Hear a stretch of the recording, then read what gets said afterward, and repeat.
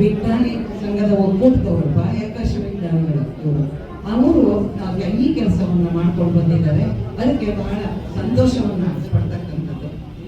ಈ ದಿನದ ಈ ಕಾರ್ಯಕ್ರಮಕ್ಕೆ ಮುಖ್ಯವಾಗಿ ಈ ಕಾರ್ಯಕ್ರಮದ ಅತಿಥಿಗಳಾದಂಥ ಶ್ರೀಯುತ ಡುಂಡಿರಾಜ್ ಅವರನ್ನ ನಾನು ವೇದಿಕೆ ಮೇಲೆ ಬರಮಾಡ್ಕೊಳ್ತೀನಿ. ಅವರು ಈ ಒಂದು ಸಂಸ್ಥೆಯ ಅಧ್ಯಕ್ಷರು ವೇದಿಕೆ ಮೇಲೆ ಬರಬೇಕು ಅಂತ ಕೇಳ್ಕೊಳ್ತಾ ಇದ್ದೀನಿ. ದಯಮಾಡಿ ವೇದಿಕೆ ಮೇಲೆ ಬರಬೇಕು. ಅಧ್ಯಕ್ಷರಾಗಿರ್ತಕ್ಕಂಥ ರುದ್ರಲಿಂಗಪ್ಪ ಅವರು ವೇದಿಕೆ ಮೇಲೆ ಬರಬೇಕು ಅಂತ ಕೇಳ್ಕೊಳ್ತಾ ಇದ್ದೀನಿ. ಕಾರ್ಯಕ್ರಮದ ಪ್ರಾರಂಭಕ್ಕೆ ನಾವು ನಾಡಗೀತೆಯನ್ನ ಆಡ್ತಕ್ಕಂಥದ್ದು ನಮ್ಮ ಮೊದಲಿಂದ ಬಂದಿರತಕ್ಕಂಥ ಸಂಪ್ರದಾಯ. ಜಯ ಹೇ ಕರ್ನಾಟಕ ಮಾತೆ, ಜಯ ಸುಂದರ ನದಿವನಗಳ ನಾಡೆ, ರಸ ಋಷಿಗಳ ಬೀಡೆ. ಭೂದೇವಿಯ ಮಕುಟದ ನವಮಣಿಯೇ, ಗಂಧದ ಚಂದದ ಹೊನ್ನಿನ ಗಣಿಯೇ, ರಾಘವ ಮಧುಸೂದನರ ಅವತರಿಸಿದ ಭಾರತ ಜನನಿಯ ತನುಜಾತೆ.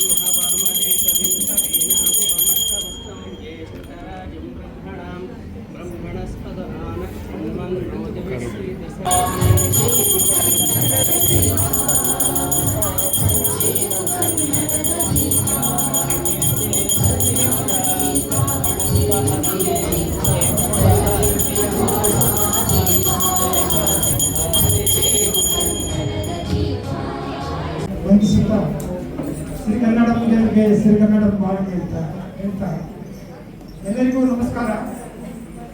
ಅಕ್ಕ ತಂಗಿಯರೇ, ಅಣ್ಣ ತಮ್ಮಂದಿರೇ, ಗುರು ಹಿರಿಯರೇ ಮತ್ತು ನಡೆದಿರುವ ಎಲ್ಲ ನನ್ನ ಆತ್ಮೀಯ ಬಂಧುಗಳೇ, ಈ 70ನೇ ಕರ್ನಾಟಕ ರಾಜ್ಯೋತ್ಸವದ ಈ ಸಮಾರಂಭಕ್ಕೆ ಉತ್ಪೂರ್ವವಾದ ಸಮಸ್ತ ಕನ್ನಡದ ಜನತೆ ಪರವಾಗಿ ಎಲ್ಲರಿಗೂ ಉತ್ಪೂರ್ವವಾದ ಸ್ವಾಗತ ಬಯಸುತ್ತೇನೆ.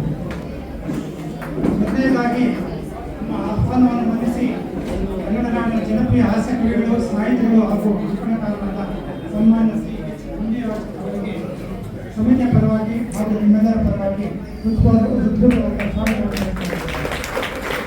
ನಮ್ಮ ಬಡಾವಣೆಯ ರಾಜ್ಯೋತ್ಸವದ ಸಮಾರಂಭಕ್ಕೆ ಮುಖ್ಯ ಅತಿಥಿಗಳಾಗಿ ಬಂದಿರುವ ಸನ್ಮಾನ್ಯ ಶ್ರೀ ಎಚ್ ಡುಂಡಿರಾಜ್ ಅವರ ಕಿರುಪರಿಚಯ. ಪದ್ಯ ಹಾಗೂ ಗದ್ಯ ಎರಡರಲ್ಲೂ ಗಣನೀಯ ಕೃಷಿ ಮಾಡಿರುವ ಸಮಕಾಲೀನ ಕನ್ನಡ ಸಾಹಿತ್ಯದ ಪ್ರಮುಖ ಲೇಖಕರೊಬ್ಬರಾಗಿರುವ ಡುಂಡಿರಾಜ್ರವರ 70 ಕೃತಿಗಳು ಪ್ರಕಟವಾಗಿವೆ. ಹನಿಗವನಗಳ ರಾಜ, ಚುಟುಕು ಚಕ್ರವರ್ತಿ ಎಂದೇ ಜನಮನ್ನಣೆ ಗಳಿಸಿರುವ ಡುಂಡಿರಾಜ್ರವರು ಈವರೆಗೆ 6500ಕ್ಕೂ ಹೆಚ್ಚು ಹನಿಗವನಗಳನ್ನು ರಚಿಸಿ ಆ ಪ್ರಕಾರದಲ್ಲಿ ತಮ್ಮ ಚಾಪನ್ನು ಹೊಂದಿದ್ದಾರೆ. ಜನಪ್ರಿಯ ವಾಗ್ಮಿಗಳು ಆಗಿರುವ ಡುಂಡಿರಾಜ್ರವರು America, England, Singapore, Dubai, Qatar ಹಾಗೂ ಬಹರೈನ್ನಲ್ಲಿ ಕಾರ್ಯಕ್ರಮಗಳನ್ನು ನೀಡಿ ಸನ್ಮಾನಿತರಾಗಿದ್ದಾರೆ. ಇಲ್ಲಿ ಉಪಸ್ಥಿತಿರುವ ಗಣ್ಯ ವ್ಯಕ್ತಿಗಳಿಗೆ ವಂದಿಸುತ್ತಾ, ಇಲ್ಲಿ ನೆರೆದಿರುವ ನಮ್ಮ ಬಡಾವಣೆಯ ಎಲ್ಲ ಸದಸ್ಯರಿಗೂ 70ನೇ ಕನ್ನಡ ರಾಜ್ಯೋತ್ಸವದ ಹಾರ್ದಿಕ ಶುಭಾಶಯಗಳು.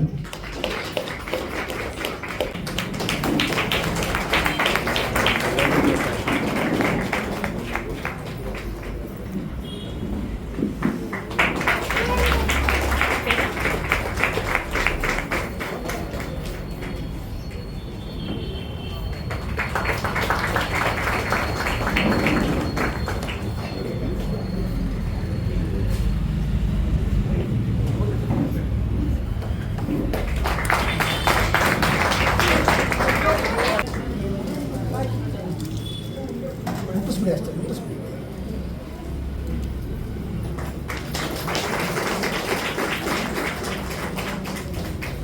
ಎಲ್ಲರಿಗೂ 70ನೇ ಕರ್ನಾಟಕ ರಾಜ್ಯೋತ್ಸವದ ಆರ್ಥಿಕ ಶುಭಾಶಯಗಳು.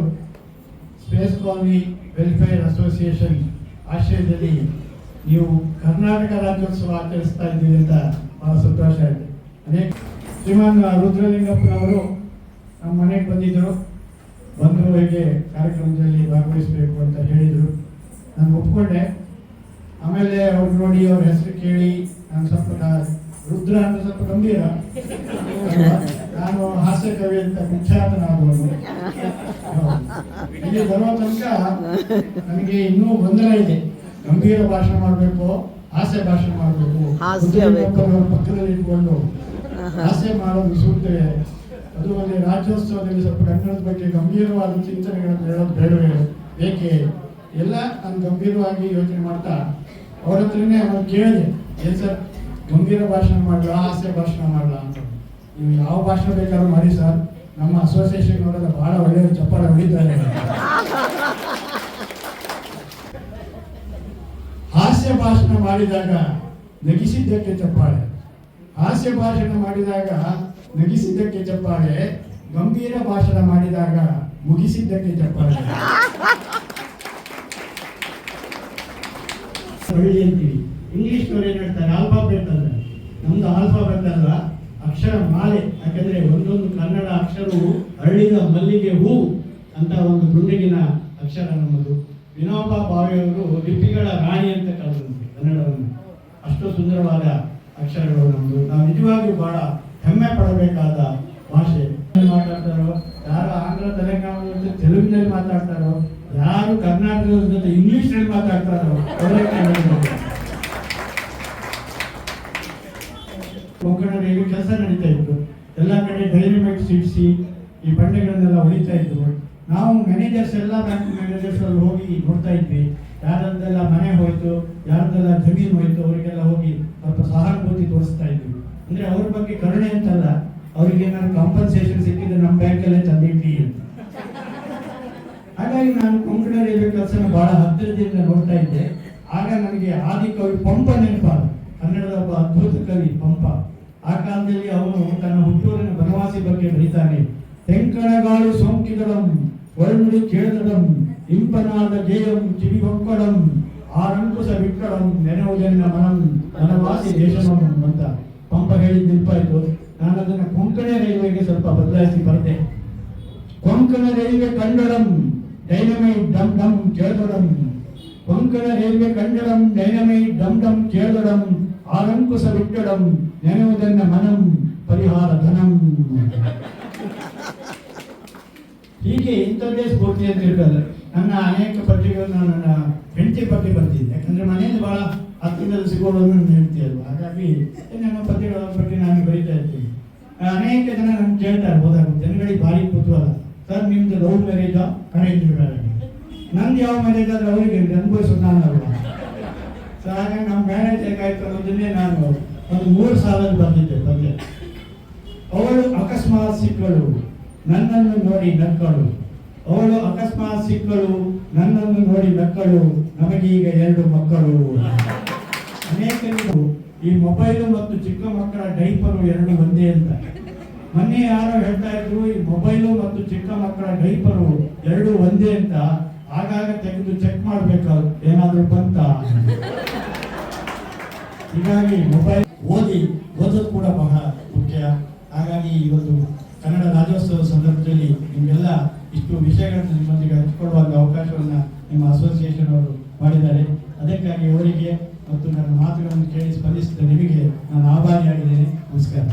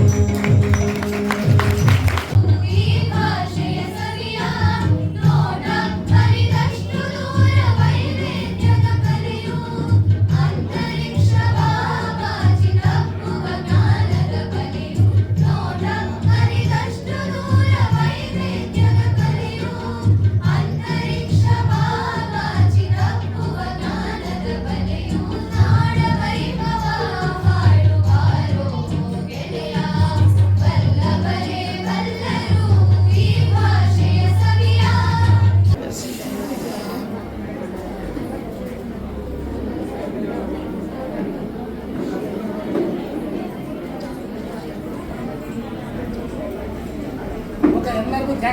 ಬಡಿಗೇರಿಯ ಸಿರಿ ಮಲೆಗಳ ಮೇಲೆ ಕಾಲದಿ ನಿಶನ ಕೋಮಲ ನೀರೆ ಹಸುರಿನ ಕೆನ್ನೆಗೆ ಹೊನ್ನಿನ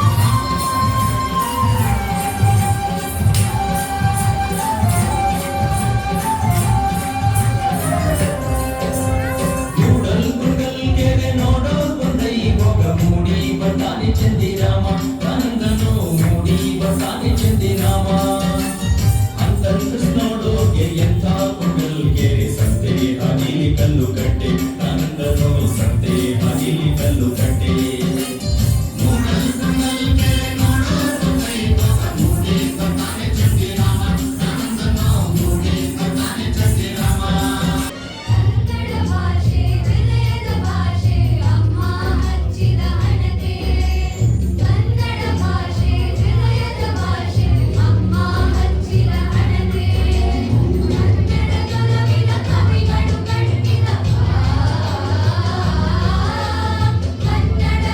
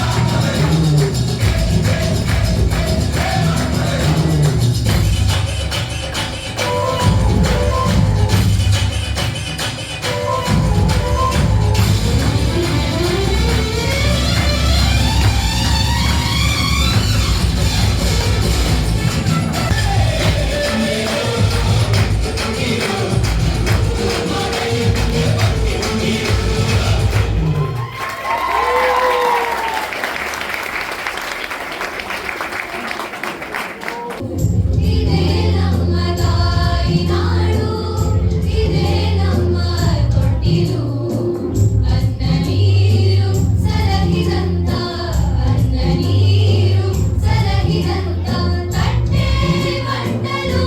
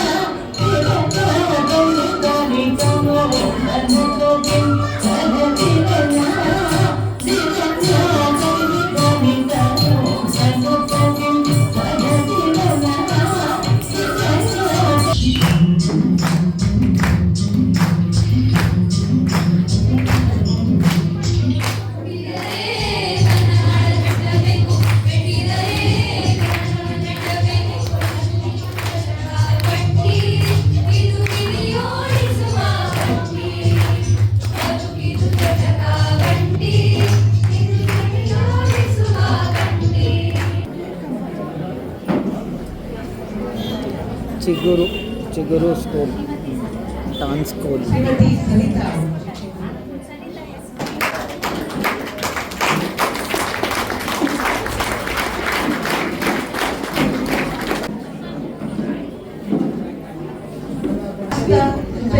ಆ? ಮಕ್ಕಳು ಹೇಳ್ತೀನಿ.